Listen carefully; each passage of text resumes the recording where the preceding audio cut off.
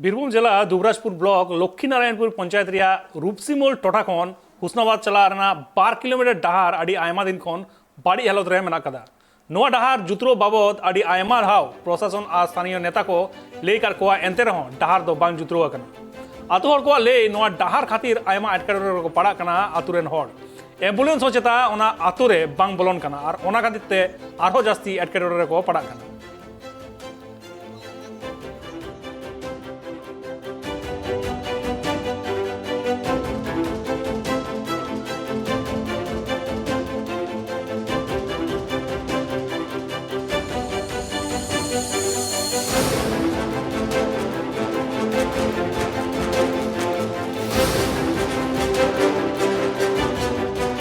CPM এর আমল থেকে আমাদের ওরকম কাঁচা রাস্তায় আছে।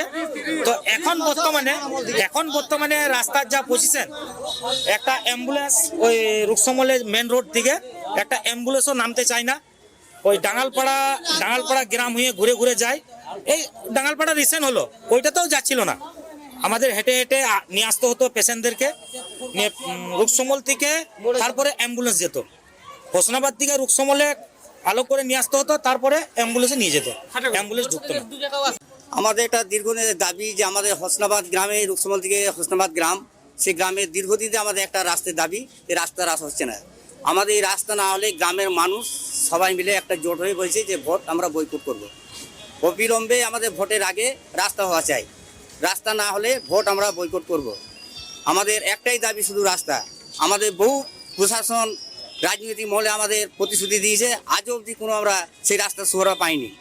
যাতে আমাদের ভোটের আগে আমাদের রাস্তা হয়, সেই ব্যবস্থার জন্য আমরা এই বিডিও অফিসে একটা ডেপুটেশন এবং পঞ্চায়েত সমিতি সভাপতি একটা